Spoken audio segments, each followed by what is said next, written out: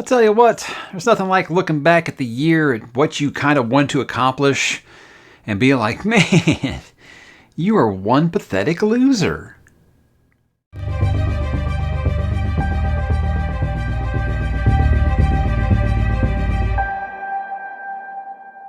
Hey, what's up, bookworms? Mike back today for some more of the wrapping up of 2023. Today, guys, it's going to kind of be the opposite of what I did last week and kind of look at some of those biggest letdowns, some of those regrets, some of those failures, maybe disappointments. It's not quite as harsh as it sounds. It's just kind of one of those things. I look back at January, some of the things that I had planned to do and just didn't quite get to them. I'm just going to kind of take a peek at some of them and maybe if I do actually regret them or not. Who knows? Because things can change over the course of a year. So really, again, like I said, just kind of taking a peek back. If you had like a time machine, like if I was sitting here in January and I knew these results were going to happen, would I really feel down about them? Let's kind of begin with some reading disappointments, I guess you would say. Probably the biggest one on the entire channel, guys, is that I didn't get back into finishing ℚ𝕤𝕤𝕤 this year. I really had intended to go back over the summer and just kind of see if I could finish by the end of the year.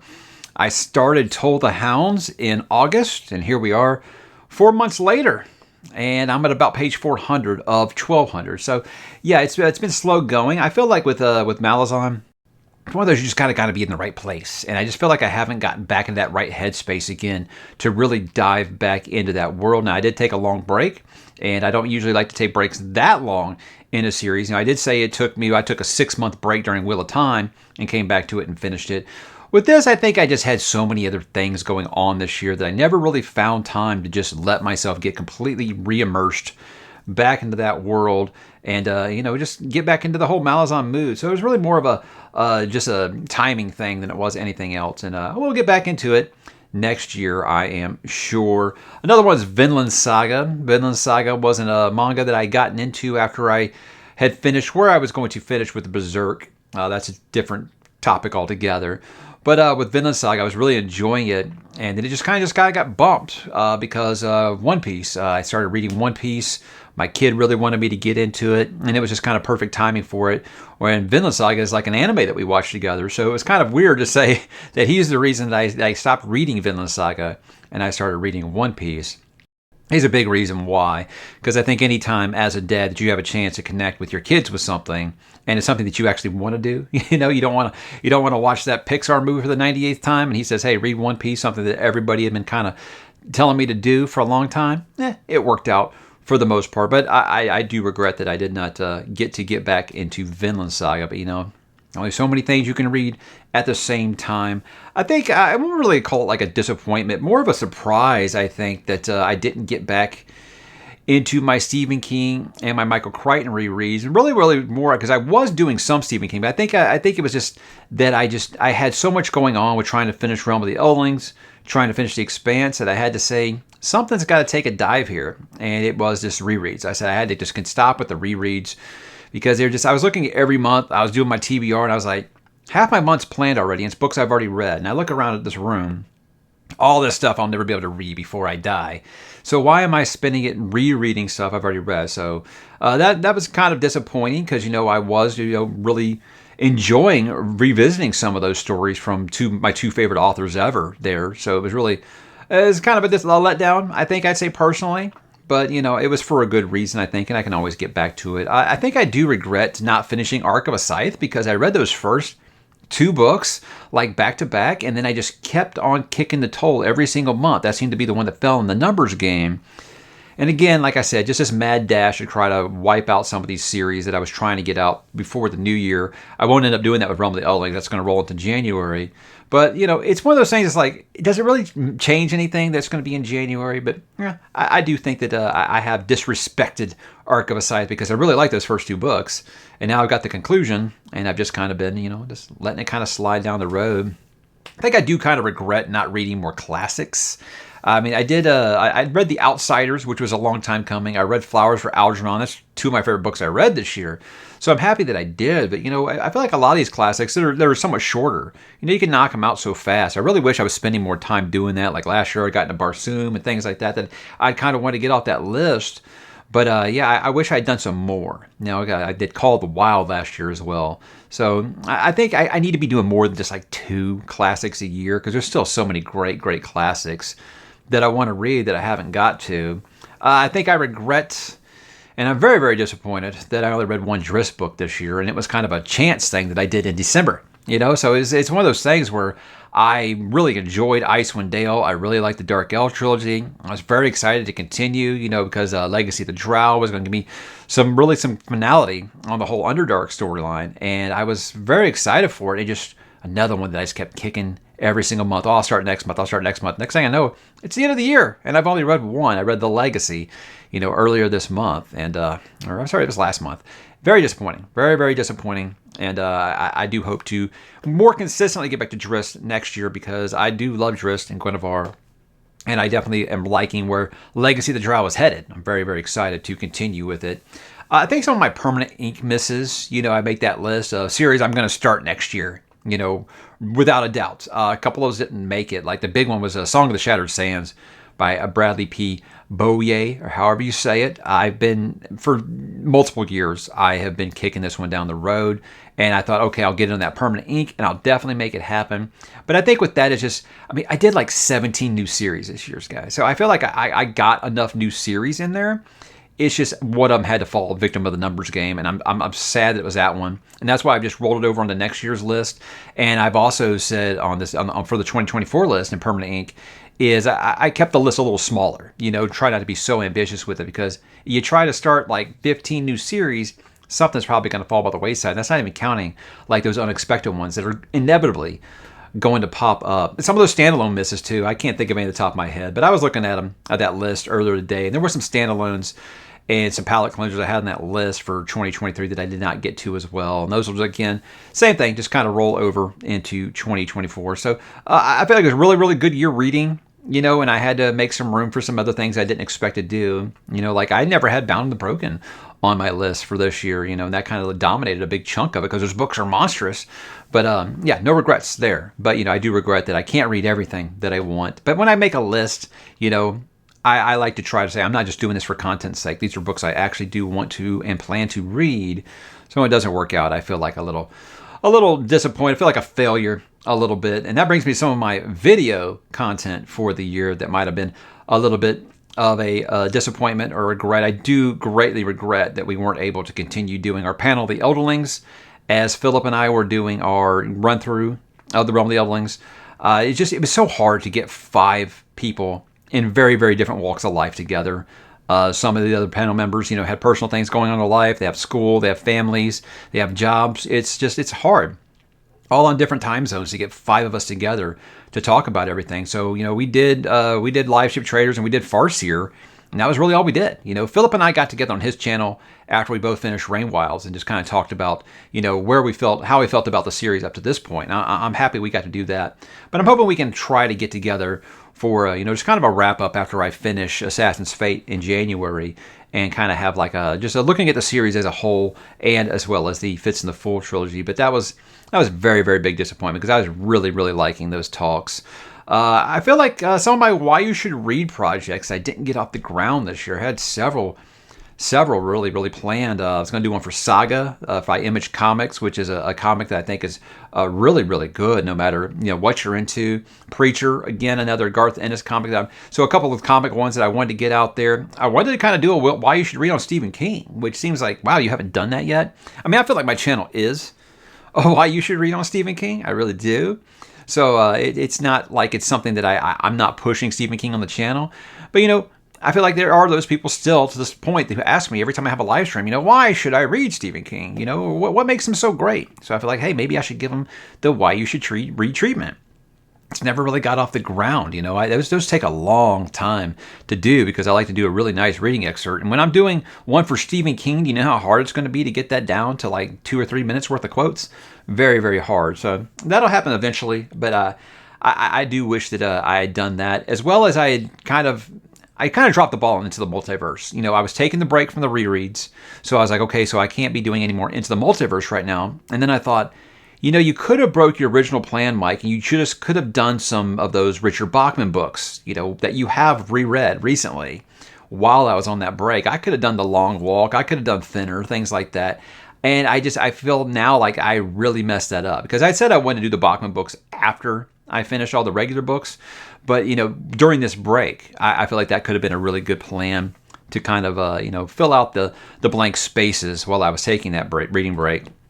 So maybe I'll just start with that in January. But yeah, that was, to me, feels like a big failure, because I know there are, I will say that like the Stephen King stuff on my channel is niche, but it is a very, very popular niche. It's people who really love my Stephen King material, they're here for the Stephen King material, and I feel like I alienated them a little bit, and I never, ever want to alienate my viewers, ever, ever, ever. Saturday Night Nights is one I wish I had, I think that one just became really hard because, I went with the fancy name, because it, it rhymes, it sounds good or whatever. And then I realized a lot of the people I wanted to have on as guests were overseas, and that's 1, 2 in the morning for them whenever we try to start Saturday Night Nights. So it's just one of those that, I kind of planned that one on the fly. I think we only got a couple episodes of that out this year, but I love doing that because really it's the talk about nothing format, but with 4 of us instead of 2 of us, and I feel like it's always a fun conversation. I enjoyed the ones I had, but I do wish I'd probably tried to get some more of those together. Probably the video I regret the most making this year, I did a book mail video from Brandon Sanderson, because I wasn't part of the Kickstarter, and he sent me ℓ𝕤𝕤𝕣𝕠𝕜𝕤, that box set, and I was just super excited about it, and I wanted to say thank you. But I think it kind of came off to some people as I was bragging. And I mean, if you guys have been watching the channel at all, I'm not that type. At least I hope I don't come off as that type. Never want to be the type to brag. And this isn't what I was doing. I really just wanted to say thank you and share my excitement. And, then I realized a lot of people who actually had backed the Kickstarter had not gotten theirs yet. And they were not happy about it. So that was one of those videos, like I felt bad about making it right after I did, to the point where I almost just like unlisted it. But I said, no, there are still maybe some people who do want to see it, But yeah, in hindsight, that's one like, it's a bad look. I probably shouldn't have done that. I think, speaking of Brandon Sanderson, regret or just a failure, is I feel like he's the last big fantasy author that I really, really want to get on the channel that I can't. I've tried several times contacting him to see if he would try to come on the channel. Obviously, he probably gets so much stuff. He never even sees it. I tried going through Dragonsteel. Other people have kind of pointed me in a direction, and I've gotten crickets. I haven't gotten a response. So, look, Brandon Sanderson doesn't need me to sell books. He sells enough of them. But I was just hoping to be able to speak with him, because, like I said, I feel like that's the last. After I got Pierce Brown, I felt like, okay, that's the last big SFF author that I want to get on the channel. Stephen King's never coming on the channel, guys. He's a snail mail type of guy. He's never coming on the channel, so I won't count that one. And obviously, Michael Crichton has passed, so that's not going to happen. But yeah, I'd love to talk to Brandon Sanderson, and I've just been unable to break through. It's just kind of crickets. I thought when he sent me ℓ𝕤𝕤𝕤𝕤 that maybe I was on the radar enough. I've crossed 100,000 subscribers now. Maybe he would consider doing it, but I've been unable to get through to him. So hey, if you are an associate or Brandon Sanderson, tell him, hey, I'd love it if you come on Mike's channel, if you really believe that. I hope you do. I think that'd be a fun talk. I really would like to speak to the Lord Ruler. The biggest one for me, guys. I wish that I was able to find a way to make reviews more enticing, because when I started this channel, I was doing 15, 20-minute book reviews, and they were as popular as all my other content. Now it is my least popular content. And I understand, some people, they haven't read the book. They don't really want to hear anything about it. They have read the book. They're not interested in spoiler-free reviews, but the people who do watch them don't want spoilers. It's just, it's a double-edged sword. It's hard to really do. We had a whole episode over on Steve Talks Books that's going to be coming out later about this issue, about what the deal is with people not being interested in book reviews anymore. And, when you got the name book reviews in your channel, it's not like you can just abandon them. And I'm not going to abandon them because I like doing them. I really do like doing this. That's why I started this channel, really. But I wish I was able to find a way to make them more exciting. I guess I used to do those long reading excerpts and the dramatic reading, I guess you call it. And people ask why I stopped doing that. And I was like, because people stopped watching them, and those take a long time to make. So I thought, well, maybe if I bring those back, it'll make people want to watch them again. So I tried it with a couple, and no dice. So I don't know if that's just ADD Nation. TikTokers have just kind of taken over when it comes to book reviews. They can do it in 60 seconds, whereas it takes me 20 minutes to talk about anything. So I guess I get it, but I wish I was able. I had been able to kind of crack that code this year and figure that out, but that one's still not working. And I guess I would say a collab. Lots of people, when I started reading One Piece, told me they would love to see me collaborate with Murphy Napier about One Piece. And I don't know if she would. I haven't even asked her. That's the thing, is I wish I'd actually tried to get in touch with her about it. You know, we had our talk about nothing earlier this year. So I'm not sure she's like opposed. I know her and Philip talk about manga all the time, but you know, she's like the One Piece authority at this point on BookTube. So yeah, I'd like to probably get together and talk with her. Maybe I'll try again after I finish *ŌĆØ𝕓𝕏𝕐 here, and we can talk about like those first, you know, few arcs. But I don't know. I should probably try to get in touch with her. It's hard for me to say, oh yeah, I'd love to talk to Murphy, but then never actually, you know, reach out to her. You know, not everyone's going to come to you. But on those things, what I always kind of tell people, guys, is I can't make anyone come on the channel. But in that regard, I didn't even ask. So that's really a failure on my behalf. As for the channel, I think something that I used to be really good at was reading the room, reading my audience, figuring out what it is my audience wanted. I feel like this has been the most hit or miss year for me so far, because I'll have videos that are like a huge success and I'll have videos that are complete zeros. And I think I'm having a harder time understanding what it is my audience wants. And I understand that, you know, hey, not everyone's down for monotony. They get bored with the same thing over and over again, you know, so I try to change things up. I do still try to take risks, but I know that a lot of people, they like those comfort foods, you know, so it's always a balancing act, trying to find out exactly what it is your audience wants, what they're not tired of, what they want more of, what they want less of.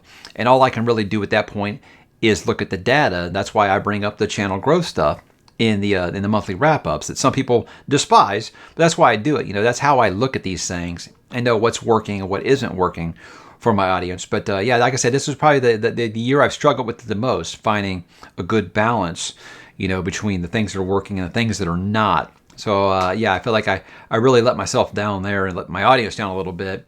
And I think another part of that was kind of reducing the amount of content. While I wouldn't say it's really a failure, it was something where I was like, it was affecting my personal life, so I needed to go down to about, you know, 2 original videos and a weekly update every week. I felt like that was the best, because I've always said I want to focus on quality over quantity, and I stood by that.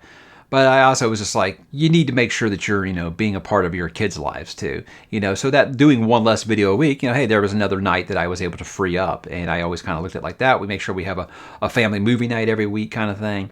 And but I do know that was some people didn't like that, you know, they were used to me putting out 4 videos a week for, you know, 3+ years, you know, so that change is always going to be. I think it's awesome that you guys want more content. And then I have the other hand, where a lot of viewers are like, dude, I don't have time to watch 4 videos a week. And I get that. I get that a lot. So it was a transition that was like, look, I can still have those weeks. Like I was on vacation last week and I made 4 videos last week. So I can still do that from time to time. I just wasn't going to make it a point to do 4 videos a week anymore. And probably the bane of my existence, because I don't know how this is going to turn out. I'm trying a new lighting format right now, you might have noticed. I don't know if you can or not. And I don't know if it's going to turn out good or bad. We'll find out when I edit this. But the constant fight for quality audio video production when you run a BookTube channel or a YouTube channel at all, because I feel like I have spent hundreds of dollars and countless hours of research about the best way to do lighting, and I've never been able to get it right. And I'll have every other creator will be like, oh, I only spent like $8 on a ring light. My lighting's perfect, you know? So it's very frustrating. You know, I'm in a recording space that, look, when we bought this house, I wasn't doing this. And this is just a spare bedroom that I turned into my office when I went back to school. And my desk takes up 1/3 of the room. So this isn't exactly an ideal recording space, you know, so it's hard for me to get the lights placed exactly where they should be. So I have to continue to try new things. Thankfully, the audio is usually pretty good. I podcasted for a decade before I did this, so I was able to get my audio pretty much, you know, just right, just the way I want it to be. You know, unless I had that malfunction I had a few weeks ago where I had that buzzing sound because the microphone was dying. So things like that you can't really control.